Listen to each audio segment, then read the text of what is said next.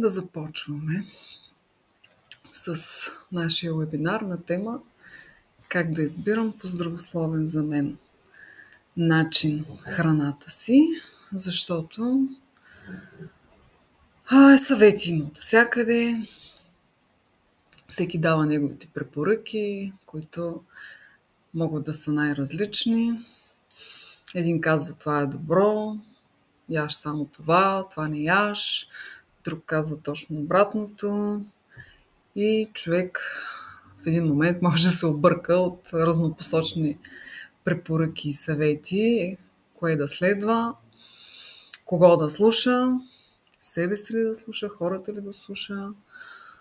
Но всъщност най-важното е да се научим да слушаме себе си, тялото си и да разбираме какво е най-добро за него, какво наистина работи за него, от какво има нужда, за да се чувства добре и във форма. И днес ще поговорим именно за това, как да имаме повече яснота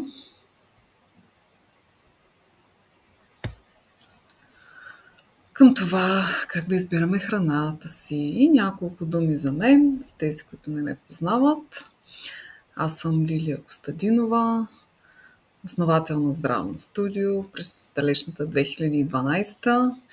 Интересът ми в областта на здравето и уелнеса като цяло ме доведе до там да създам здравно студио, където човек може да открие разнообразие от методи, техники, продукти, начини за диагностика, за поддържане на добро здравословно състояние, чрез връзката между ум, дух и тяло, защото и трите са важни.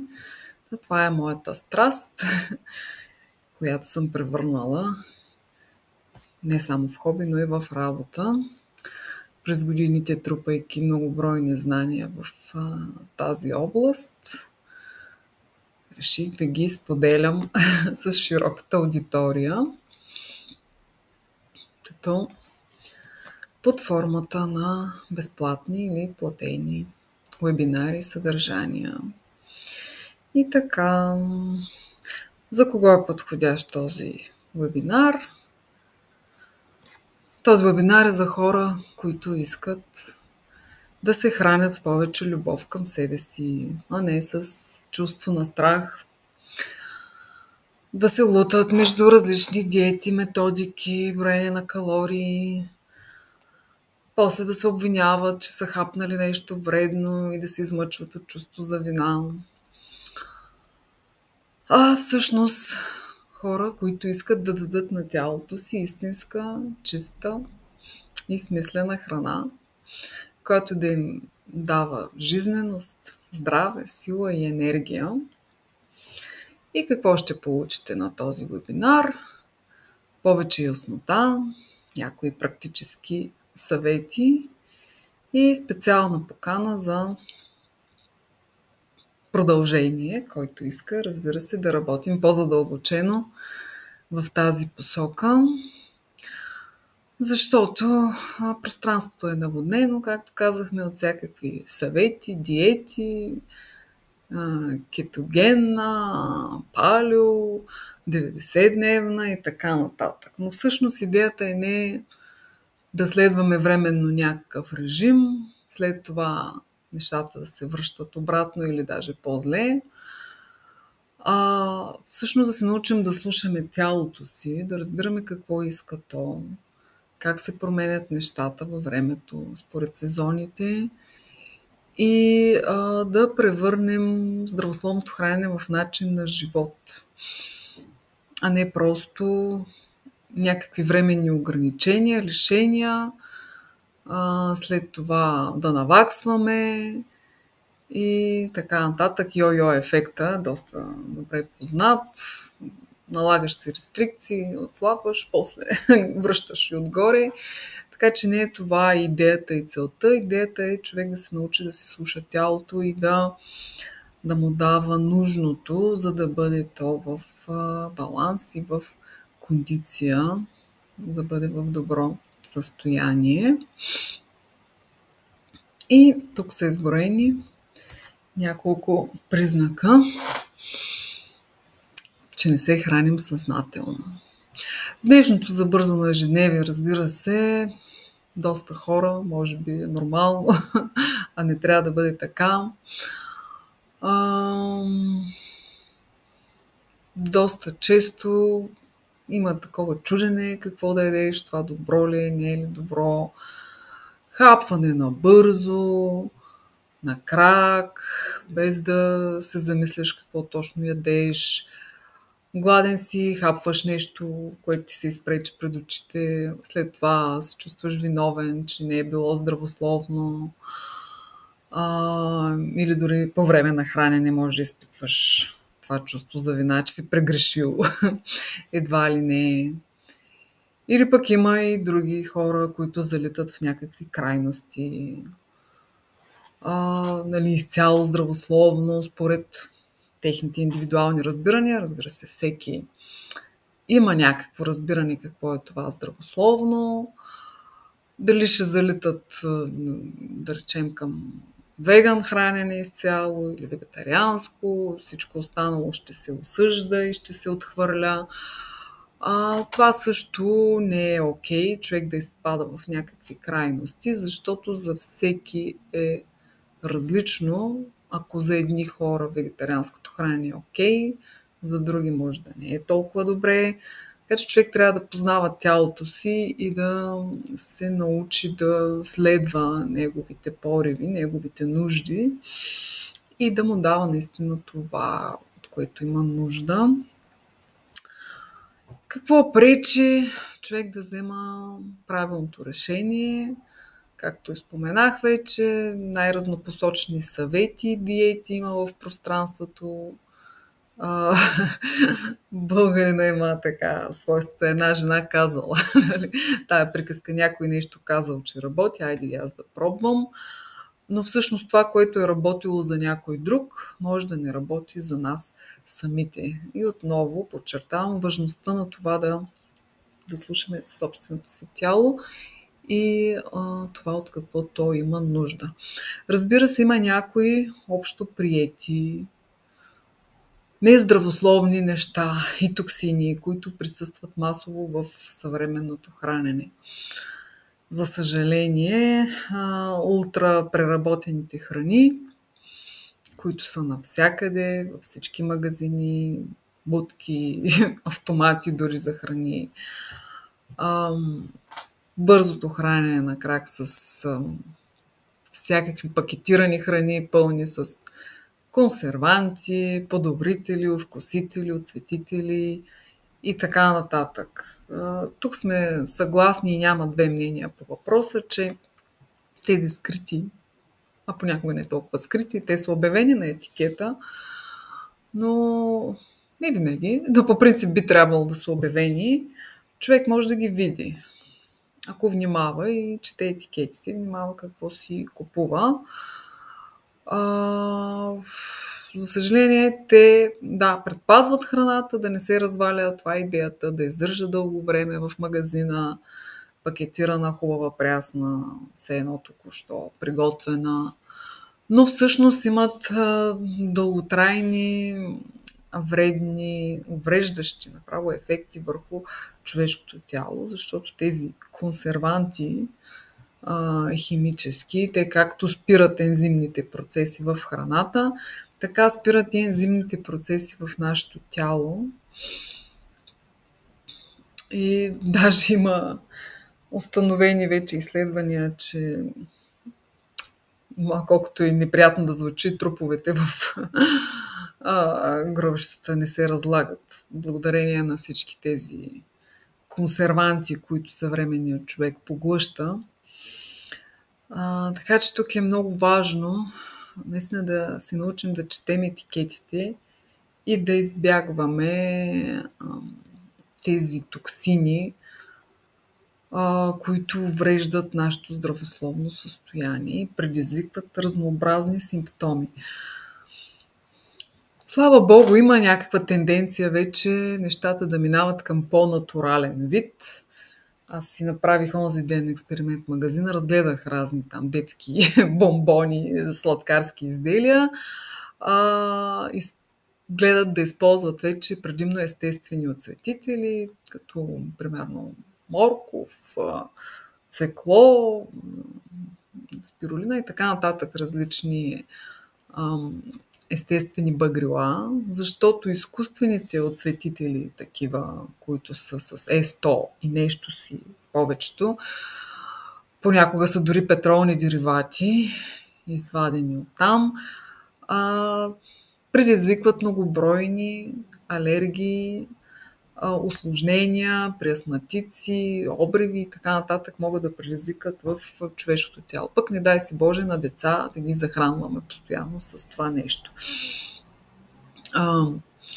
Също така консервантите, които са в група Е200 и нещо си, при тях има по-меки, които нямат такива странични ефекти вредни. Сорбатите, примерно калиев сорбат, натриев сорбат, те са поносими, окей. Както и естествени консерванти, тук говорим за сол, оцет, лимонена киселина, такива, които се използват, с тях няма кой знае какъв проблем, стига да не се прекалява. Но вече ако отидем в групата на бензоатите, които са от 210 нагоре, там 12-13 различни модели, тук вече предизвикваме едни канцерогенни ефекти в тялото си, ако консумираме редовно такъв тип продукти. Затова е важно, пазарувайки в магазина, да четем етикетите и да избягваме посочените вредни консерванти, изкуствени оцветители, защото във времето, ако инцидентно нещо хапнем, нали, не е болка за умиране, но ако дългосрочно човек консумира такъв тип продукти, това се натрупва в организма като токсин и предизвиква разнообразни разболявания. За пример може да посочим Щатите, чиято диета навлезе при нас усилено след демокрацията. Допреди това храната ни беше относително чиста и хората не страдаха от наднормено тегло. Доста по-добре здравословно бяха, защото нямаше толкова изкуствени химикали в тях, нямаше толкова консерванти, оцветители, подобрители на вкуса и така нататък. Но с навлизането на все по-рафинираните храни, тук даже не говорим и само за добавките под формата на различни но и рафинирането на храната като бял хляб, бяла захар, което едно време се е считало за лукс. Черния хляб е бил храната на простолюдието, но всъщност ти премахвайки от зърното люспата, в която са, нали, обвивката, тя самата люспа се премахва, но обвивката на зърното, в която са всички витамини, минерали, фибри и така нататък полезни съставки, оставяш едни празни калории, отново не помагаш по никакъв начин на организма. Така че всички рафинирани храни от типа на бели брашна и бели захари, с които се прекаляват, те имат и пристрастяващо действие, защото организмът още по време на еволюцията, когато човек е трябвало да оцелява, буквално не е имало така изобилие от храна, както в момента, намирането на плодове, на захар, едва ли не са се нахранвали в изобилие, за да имат запаси после, за времето, когато няма да има, примерно за зимата, есента, нали, всички животни трупат мазнини, за да могат да изкарат зимата. И захарта си е едно нещо, което пристрастява човека, така че дори, както споменах по-рано, в детските храни вече да ползват повечето естествени оцветители, все пак има доста захар вътре, което не е окей. Там вече предизвиква и други проблеми, като хиперактивност, дефицит на внимание и така нататък.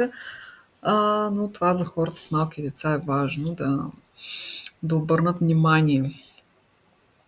Но и големите също са пристрастени. Общо взето а, има маса народ, на който не му достига енергия и търси сладко, за да си я навакса по най-бързия начин и да почувства малко успокоение на нервната система. Но тези бързи захари, които нямат фибри, нямат минерали, витамини в тях, правят едни скокове на кръвната захар. За момент човек е в еуфория, се чувства добре, след това има рязък спад и човек отново е зле, има нужда от нова доза. И така става един омагьосан кръг. Това води и до по-бързо стареене на тъканите. Така че е важно да се избягват всички типове консерванти, отцветители. За подобрителя ще говорим след малко на вкуса, специално за мононатриевия глутамат, който се слага навсякъде също, за да направи по-вкусна храната и отново да предизвика едно чувство на пристрастяване. Но всъщност това има доста вредни ефекти върху нервната система. Да не говорим също така за пестицидите и хербицидите.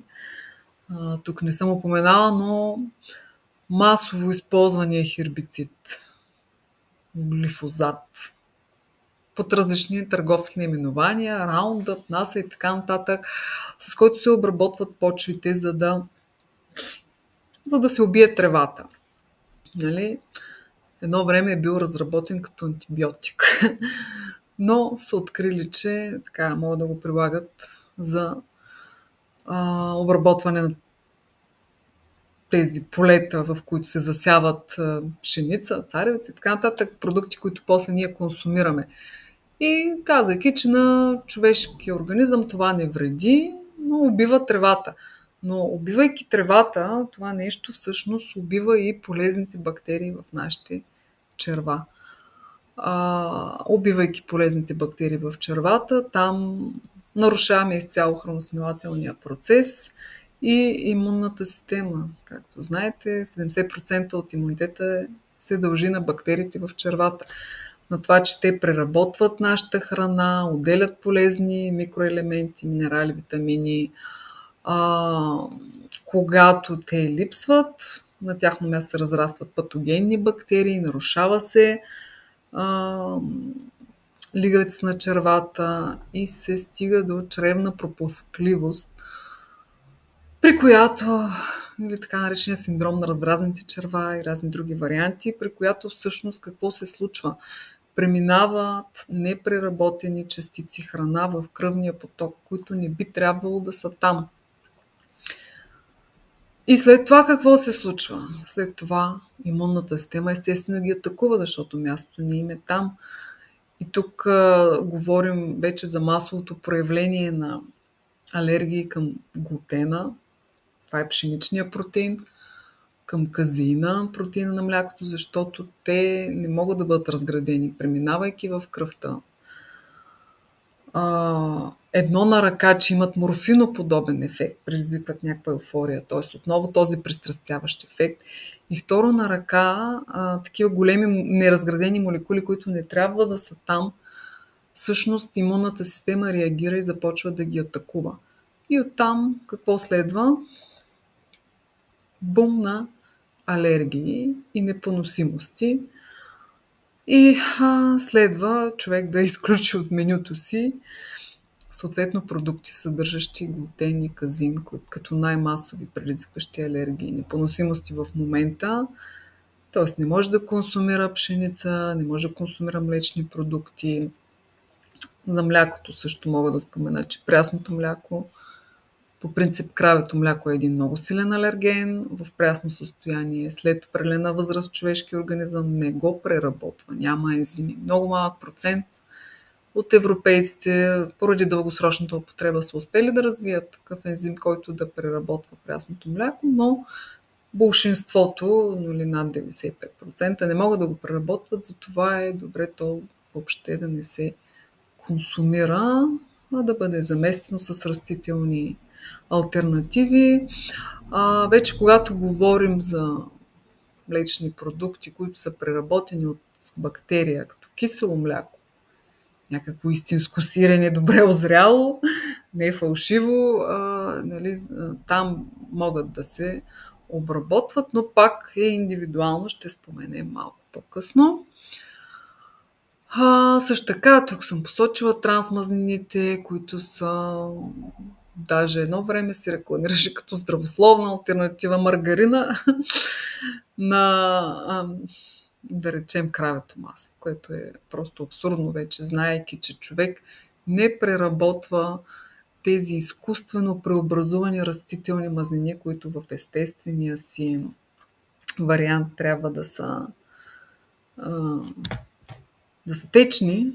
Те не са твърди, като животинските. Бидейки течни, те се обработват, за да постигнат този ефект на краве масло. Съответно, това нещо организма не го разгражда по никакъв начин, не се натрупва. Така че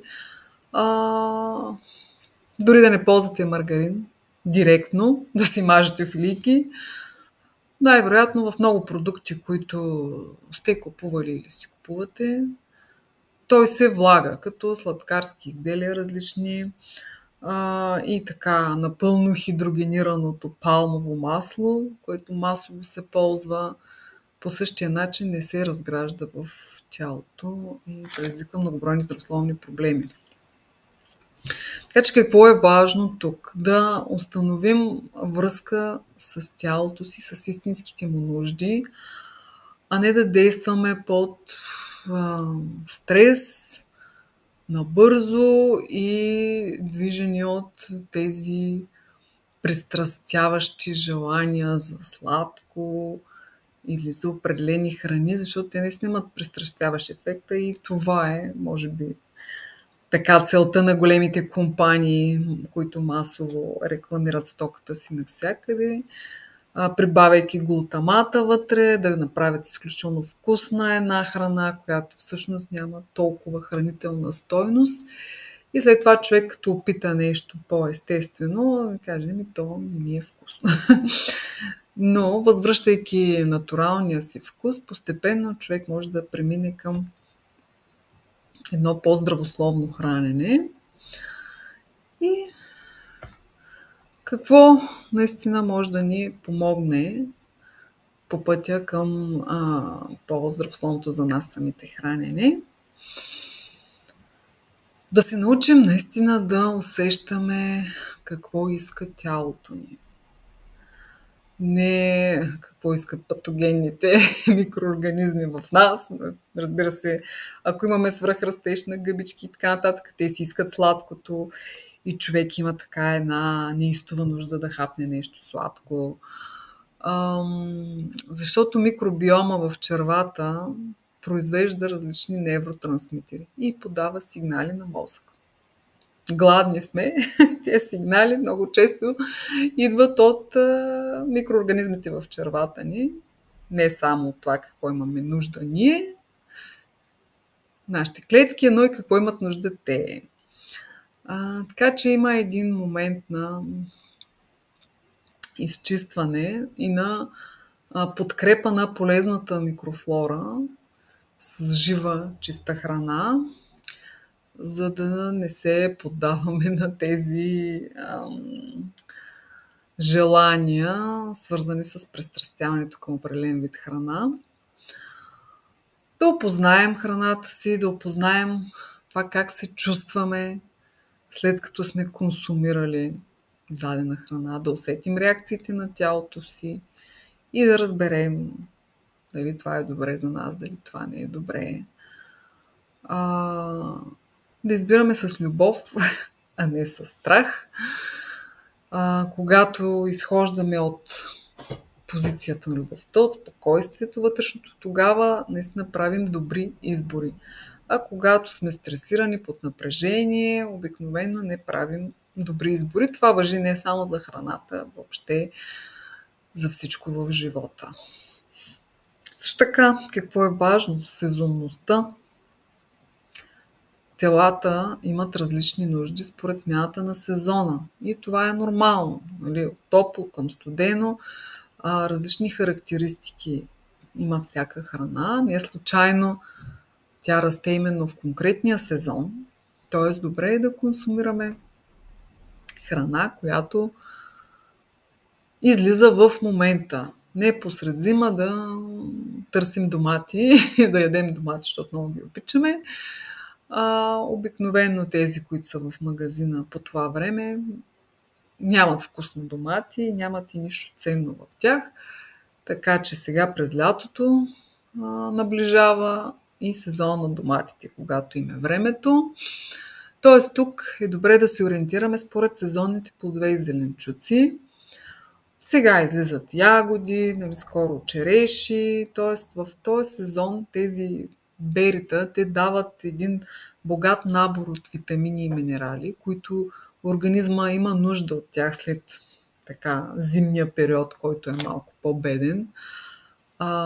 Така че е важно да избираме тези сезонни плодове, както и пролетта да приемаме много зелена храна, зеленолистни, салати повечко, отново да набавим витамините и минералите, които са били на липса през зимата и да дадем енергия, да раздвижим черния дроб. Това е неговия сезон. И именно растящите обилно през този сезон плодове и зеленчуци е важно да добавим в диетата си. Местни продукти, най-добре неща, които виреят в нашия географски пояс, в нашите ширини. Вече в магазините има всякакви екзотични продукти, няма лошо, но няма смисъл да се храним само с ананаси, примерно, или с кокосови орехи. Те са, разбира се, полезни и могат да присъстват от време на време в менюто ни, но е добре да употребяваме билки, плодове и зеленчуци, които са налични в нашите географски ширини. Могат да виреят в климата, в който виреем и ние. Съответно, те ще се отразят най-добре на нашия организъм. И да се научим да слушаме интуицията си и желанията на тялото. То казва от какво има нужда. Въпросът е да знаем как да разчитаме сигналите и да му даваме това, което наистина ще му действа добре. И да се научим какво е истинската храна. Както казах, съвременната храна е доста преработена, консервирана, оцветена, овкусена с най-различни допълнителни съставки. Тоест максимално по възможност избягвайте такива пакетирани продукти. Разбира се, сега понякога човек е на път, в бързините. Не е нищо фатално да хапне нещо такова, ако няма друго под ръка, но не и това да бъде ежедневие и да бъде някакъв начин на живот и хране, защото той води съответно до негативни последствия. Разбира се, има и най-различни варианти вече, които също са пакетирани. Ето тук тази фирма почти изядена опаковка оризови продукти Rise Up, които са с пълнозърнесто ориз кафяв, сол, някакви семена има, но няма никакви консерванти, никакви отцветители. Дори ако този тип вафли са ви безвкусни, имат вече и чипсове, които са с естествени подправки и са по-приятни на вкус. Но това е една здравословна алтернатива на другите популярни марки чипсове, които така масово се рекламират, но всъщност съдържат доста глутамат в тях, вкусители. Избягват вече, може би, консерванти, оцветители изкуствени, но въпреки това глутамата си присъства. А може и други екстри да има. Там наистина не знае човек какво точно консумира. Така че важно е да се научим да приемаме жива храна, която да ни дава тези ценни съставки, витамини, минерали, ензими. Когато храната също така не е термично преработена, тя съдържа в суровата храна, ни дава тези храносмилателни ензими, които подпомагат процеса на храносмилане. Когато се презготви, вече част от витамините също се разрушават и тези полезни ензими, които подпомагат храносмилането също. Така че прясно сготвената храна е чудесна, но е добре към нея да добавяме и някаква свежа сурова салата, която хем да нахрани полезните бактерии, да им даде фибри, да ни даде на нас минерали и витамини и да снабди тялото с ензими, които да подпомагат храносмилателния процес. И да обобщим какво да избягваме. Захарта в прекалени количества, разбира се.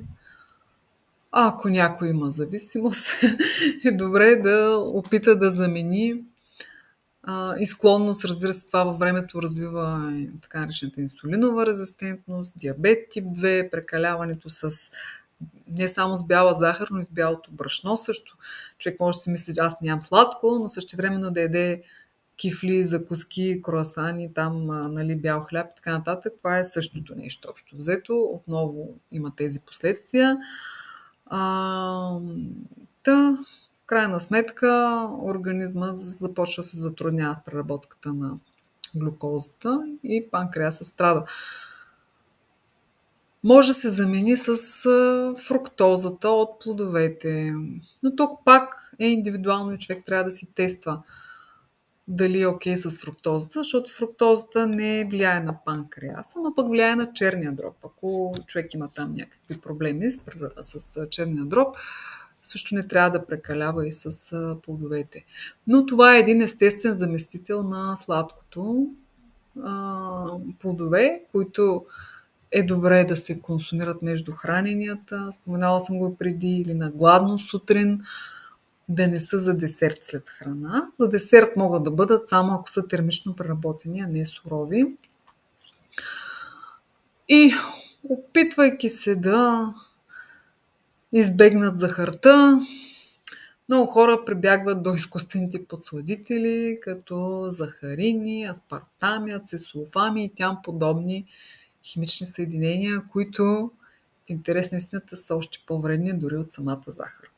Самата захар поне е някакъв продукт естествен, който може да се разгради от организма, докато това тези химични съединения не могат да се разградят и всъщност дават още по-вредни ефекти.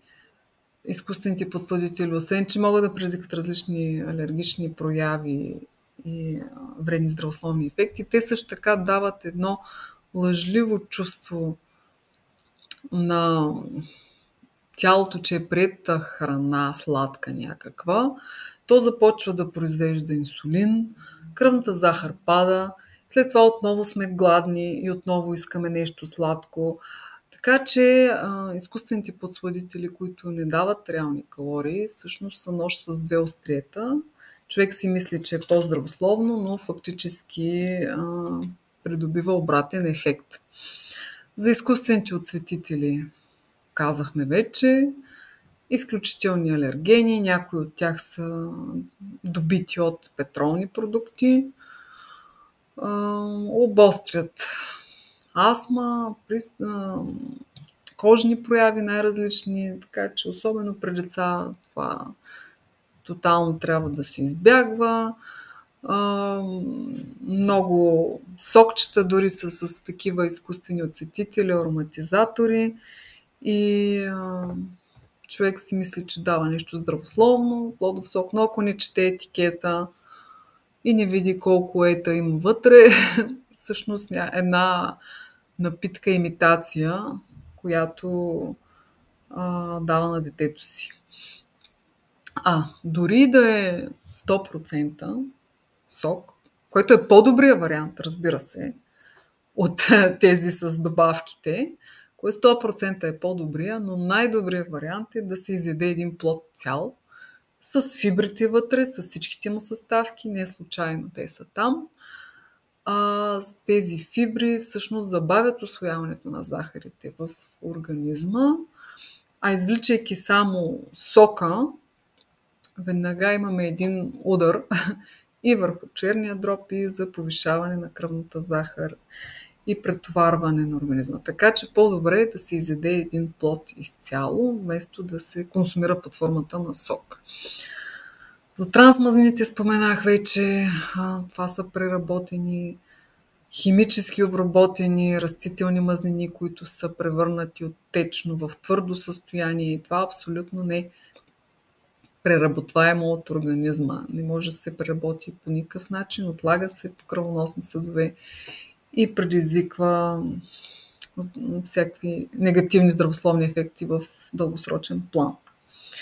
Мононатриевия глутамат, също така споменах, този овкусител е 621, който масово се ползва, може и да не е оказан точно под това наименование на етикета. Някои си го пишат мононатриев глутамат, другаде пише 621, някъде пише дори натурален овкусител, защото той е извлечен от водорасли, но ефектите, които има върху мозъка и върху нервната система, са пагубни. Това е доста силен дразнител на нервната система, невротоксин, особено за чувствителни хора и деца. Може да има пагубни последствия, така че избягвайте. Казвам, нещо случайно, ако ви се наложи да хапнете, не е болка за умиране, но да не бъде ежедневие. Масово се среща в този тип храни, като бейк ролс, брускети, марети, в доста колбаси, дори и скъпи марки, там луканки и така нататък, го ползват, защото той придава много приятен вкус на храната и човек иска още и още. Това е целта, да ни стане вкусно и да искаме още и още, да се пристрастим към продукта, но всъщност не дава никаква здравословна стойност на продуктите. Също така е пълно в те инстантни спагети с него и всякакви други бульони, овкусители и така нататък. Това е и масово ползвана съставка в китайските ресторанти, добавена към соевия сос и разни други овкусители. Да направи много вкусна храната, но след това свършваме с главоболие, повръщане и така нататък. Може да има някой по-чувствителен организъм такива ефекти, ако прекали с глутамата. И всякакви други неизвестни съставки може да се срещнат. Така че е важно човек да чете етикетите и да избягва многобройните оцетители, подсладители, вкусители и така нататък, консерванти, които запазват храната. Тоест, тук е важно човек да успява да се придържа към максимално количество жива храна, приготвена домашно за предпочитане и прибавена свежа, сурова салата според сезона, според наличните през сезона зеленчуци за по-добро храносмилане. И как да се храним, как да се научим да се храним според нашите индивидуални нужди. Казахме, всеки дава някакви съвети.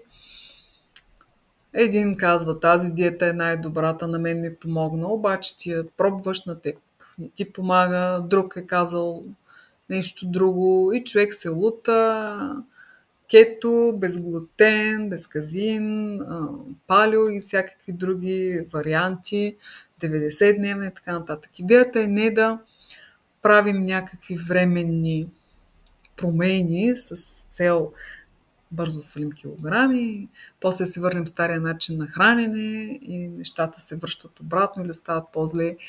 Идеята е ние да разберем нашето тяло, от какво има нужда и каква е конституцията му, така да кажем, какъв тип, какви са основните елементи, които изграждат тялото ни.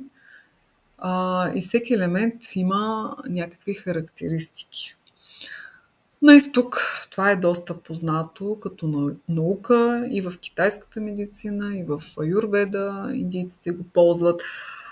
Но какъв е смисълът на това, което говоря? Всички знаете, че този свят е изграден от 5 елемента.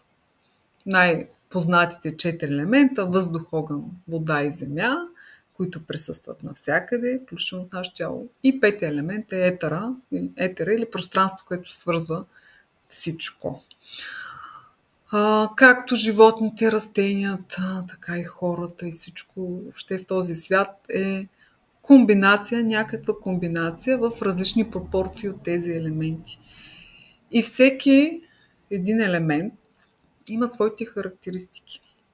И когато човек познава характеристиките си, познава елементите си, знае кои храни му действат добре, кои не му действат добре. Пак уточнявам, това се променя според сезона, защото самите сезони също съдържат тези елементи в себе си и променят и нашата конституция в сезона. Затова, както споменах и преди, е важно да консумираме сезонни храни, защото те ни дават точно тези елементи, от които има нужда тялото ни точно в този сезон. Не да ядем домати през зимата, а през лятото, когато има мястото.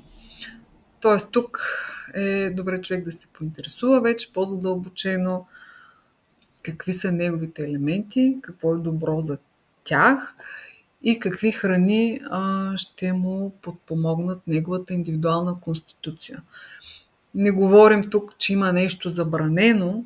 Разбира се, ако човек е алергичен, има силна реакция, тази храна със сигурност му е забранена. Но има много по-меки симптоми и масово разпространение напоследък така наречените хранителни непоносимости. Ако човек не успява да преработи дадена храна, неговият организъм не се справя, тя се натрупва във времето и има такива по-бавни ефекти, по-незабележими. Някакви главоболия, неспокойство, вдигане на телесната температура, защото тялото предизвика, вътре се развиват някакви възпалителни процеси, то се опитва да ги тушира. И тези хранителни непоносимости всъщност минават малко по-незабелязано и във времето, натрупвайки такива непреработени хранителни остатъци, се развиват различни здравословни, хронични проблеми и заболявания. Значи човек трябва да се научи да следи сигналите на тялото си, да разбира коя храна му действа добре, коя не му действа, в кой период от деня, от сезона и така нататък. Има различни типове хора. Примерно, ако човек е по-огнен, това са такива горещи хора, с които сега им е топло. За тях не е подходяща, трябва да избягват лютата храна, защото тя, естествено, какво прави? Подгрява. Докато ако човек е по-студен, вече все му е студено, такъв по-хладен тип, за него е окей лютата храна, защото тя ще му даде огън и ще го сгрее. Така че тук, отново казвам, това си е цяла наука. Е важно човек да се опознае все пак какви елементи преобладават в него и какви храни ще го балансират, за да се чувства той добре, а не нещо да му е в излишък, друго да не му стига и оттам да се развиват различни заболявания. Също така има и варианти за хранене според кръвната група. Ако си знаете кръвната група, има някои насоки, като пак казвам, има индивидуално състояние на всеки човек. Той трябва да си го следи, да знае. То се мени, здравословното състояние също зависи. Ако има нарушение вече в червата, пропускливи черва и така нататък, дори по кръвна група да речем, че той може да приема тая храна, но здравословното му състояние в момента не позволява, за момента той трябва да спре. Най-общо ще спомена най-старата кръвна група 0, или това са така наречените ловци, събирачи или хищници. Хората с кръвна група 0 имат най-висока киселинност на стомаха и могат да преработват месото. Тоест за тях не е проблем да консумират месо, но отново едни скоби с месо, в принцип една тежка и по-затлачваща храна, трябва да се внимава и да не се прекалява. Нормално е 2-3 пъти седмично да се консумира не сутрин, обед и вечер, както някои хора. И задължително към него свежа салата, която да подпомогне перисталтиката, защото месото няма фибри, склонно да гние в червата и да не се придвижва така бързо нататък. Но това, за да го смелим добре, е важно да има зелено за предпочитане към него, някакви зеленолистни зеленчуци или други богати на фибри, плюс свежа салата, за да може да се преработи добре от организма. Така че за кръвна група 0 това е една подходяща диета. Те могат да преработват месото с добавени зеленчуци, с плодовете се справят добре и така нататък. Ако сте кръвна група А, това е, те са най-разпространените. 0 и А са по около 40 и няколко процента от населението на Земята, а са така наречените земеделци. Тоест при тях, за тях именно е благоприятна вегетарианската диета. Те се затрудняват с преработката на месото, или по-слаба киселинност имат на стомаха. Това са хора, които в дългосрочен план са се занимавали именно с обработка на земеделски култури, са се хранили с тях, така че за тях растителната диета е най-подходяща. Ако ползват меса, трябва да са леки и по-рядко да стигат до там. Кръвна група Б, която е около 10% от населението на Земята, по-рядка сравнително, това са така наречените номади. Номадите са хора, които са отглеждали стада. Местили се в пространството с стадата и са се хранили дълго време с продуктите на тези животни. Тоест това са този малък процент от хора, които обичайно биха могли да преработват млечните продукти добре. Пак казвам, зависи от индивидуалното състояние. Ако има нарушение на състоянието на червата, лигавиците, там и при тях това може да е проблем с млечните, но като цяло млечните са трудно преработваеми, трудно усвояеми от човека. За прясното мляко казах, след определена възраст то въобще не се разгражда. Ако е качествено кисело мляко, качествено сирене, може да се преработи, но принципно кръвна група Б са окей с млечните. Ако, пак казвам, няма някакъв здравословен проблем, придобит по различни причини. Поради факта, че те дълго време са отглеждали стада и са се хранили с техните продукти, те могат да хапват и месо. Също така и обикновено имат проблеми с глутена, т.е. с пшеницата, защото те са водили такъв скитнически начин на живот, не са се прехранвали с зърнени култури толкова, колкото другите, които са били в по-уседнал начин на живот. Но пак тук човек трябва да си тества нещата и да си ги проверява. И кръвна група АБ е най-малък процент от хората. Тя е сравнително нова комбинация между качествата на А и Б, което им дава възможност всъщност за една доста по-разширена диета, но отново е важно човек да си наблюдава индивидуалното здравословно състояние и индивидуалните реакции към храната. Най-общо казано, това е като ориентация според кръвната група и според елементите. Тук си е цяла наука, която човек може да дълбае, да развива, да се опознава и да разбере как може да си помогне, за да се чувства добре. И накратко, това беше от мен за днес. А сега ще ви предоставя една покана. Ако искате да работим по-задълбочено, да ви покажа как може тялото ви да ви показва това, от което наистина има нужда и да му давате най-доброто. Ще направим някои тестове. Това, което планираме, е един 3-дневен workshop онлайн, на живо онлайн в тази форма, в 3 поредни дни, в които вече ще бъде по-интерактивно, няма само аз да говоря, ще се включват всички желаящи, за да направим наистина тези тестове с тялото, да разберем как може да тестваме храната си, какво ни казва тялото, да знаем как да четем сигналите. Също така ще разгледаме по-подробно списъка с ета.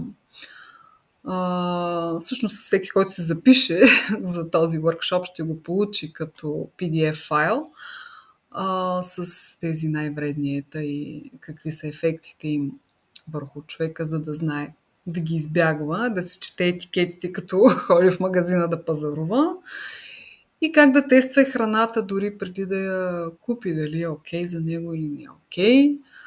Ще направим също така и един аюрведичен тест, за да определим типа доша или характеристика, което ще ни покаже какви елементи има в нашето тяло, за да знаем коя храна ни действа добре и коя храна да избягваме и как да се ориентираме.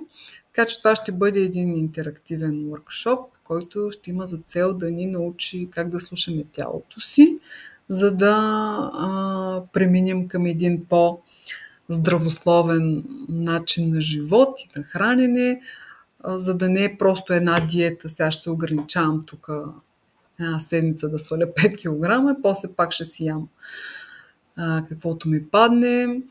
Отново казвам, всичко е индивидуално. Не става въпрос да си забраним изцяло някаква храна, а просто се научим да слушаме тялото си и да му даваме това, от което наистина има нужда, защото, както казват западняците, няма no one size fits all, т.е. няма един размер, който да пасва на всички. Ние сме индивидуални личности, хора с индивидуални особености и е важно да разчитаме сигналите на нашето тяло, да се познаваме, за да му дадем това, от което той има нужда.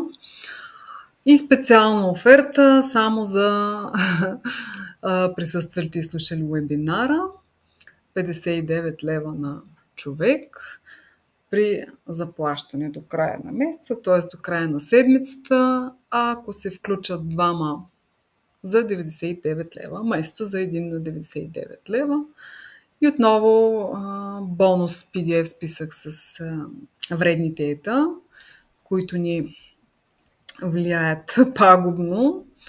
Ще пусна сега в чата. Също така имате възможност и да се запишете за една безплатна 20-минутна консултация с мен онлайн.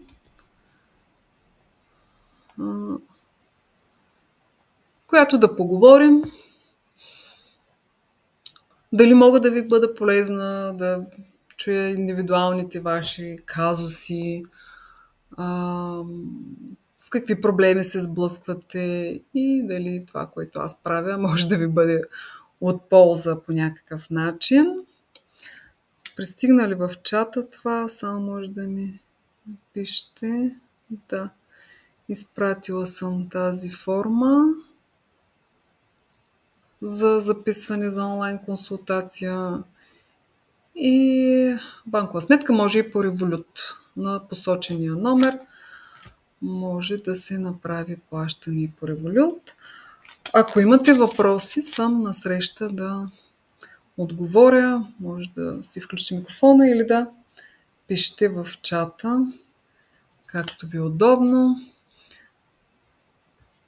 И по този начин бих искала всеки да се научи да следи тялото си и да усеща, да избира най-доброто за него, а не да се бори с храната. Защото идеята тук е не да се борим с храната, да я консумираме с удоволствие и с радост и съзнанието, че даваме най-доброто на нашия организъм, да се научим да четем сигналите на тялото и да четем етикетите също в магазина, за да подбираме това, което ще ни дава жизненост и енергия, няма да ни отнема, защото масово тези изкуствени съставки, които се добавят, за да подобрят вкуса и дълготрайността и цвета на храната, всичко това има пагубни ефекти върху нашето здраве и благополучие. Затова и в момента има такъв бум на хронични заболявания, които преди години не е имало.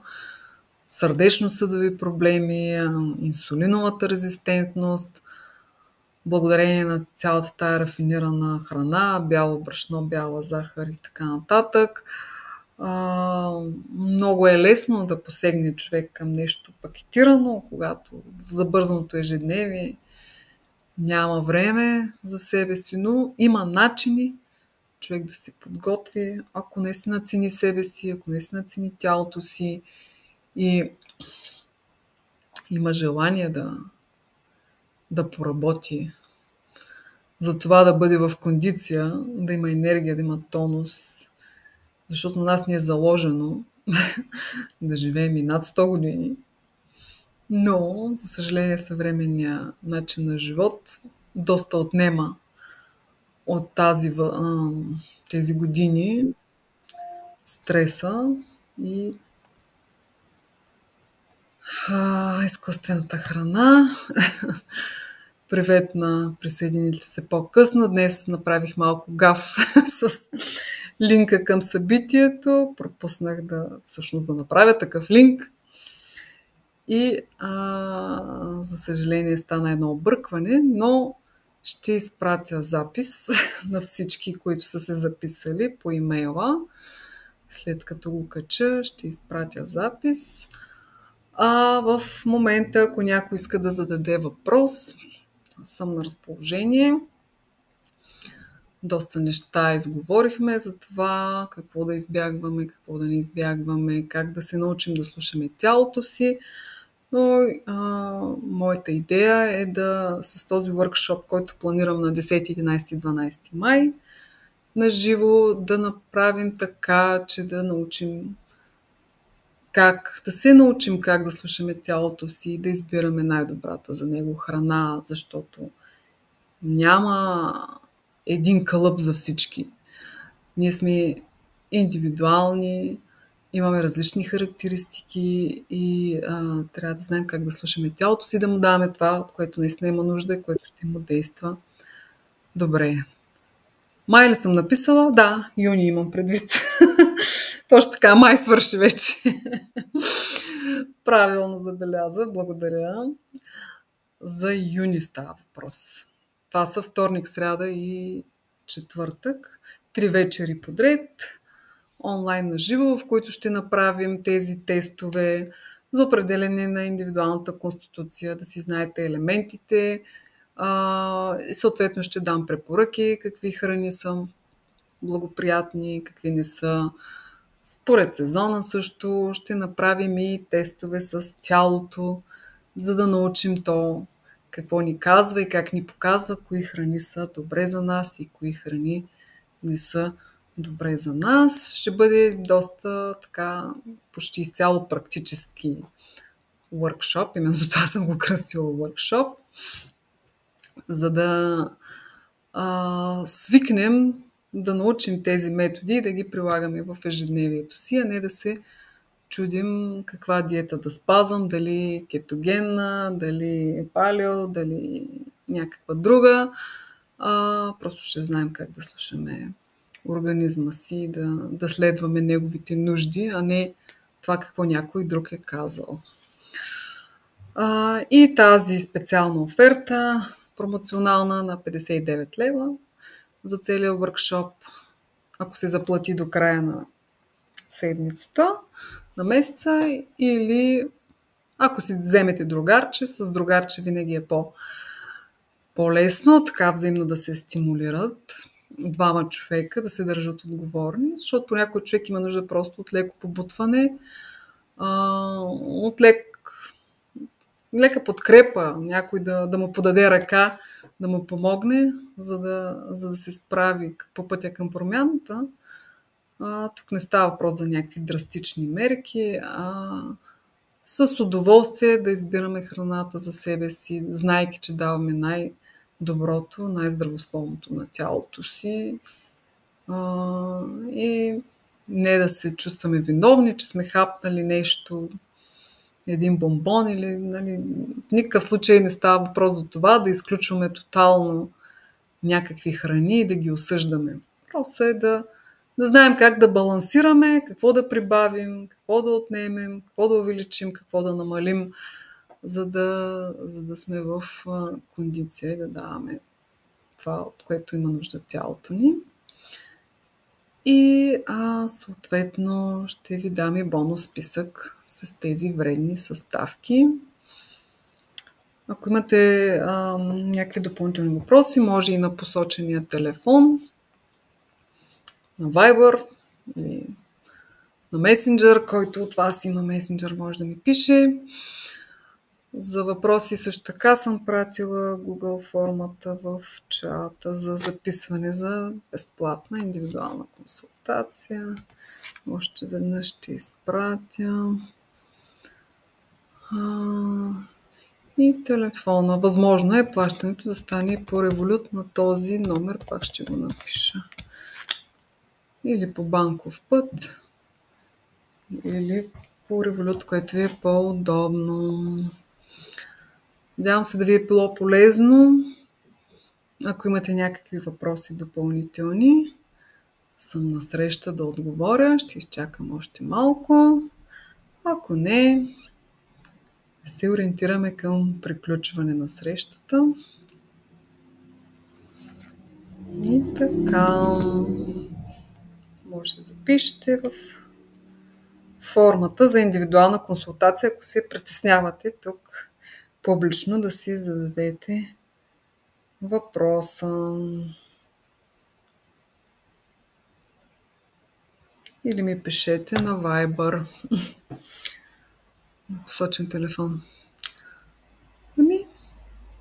Това беше от мен. Ако няма повече въпроси и уточнения, се ориентираме към приключване. И аз благодаря за вниманието.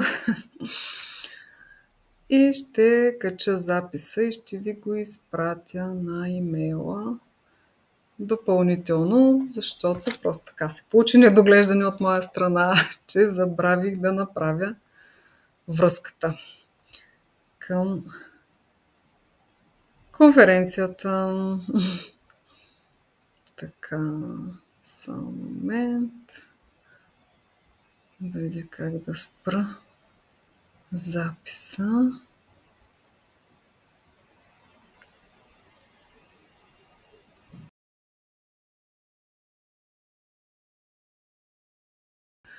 Връзката към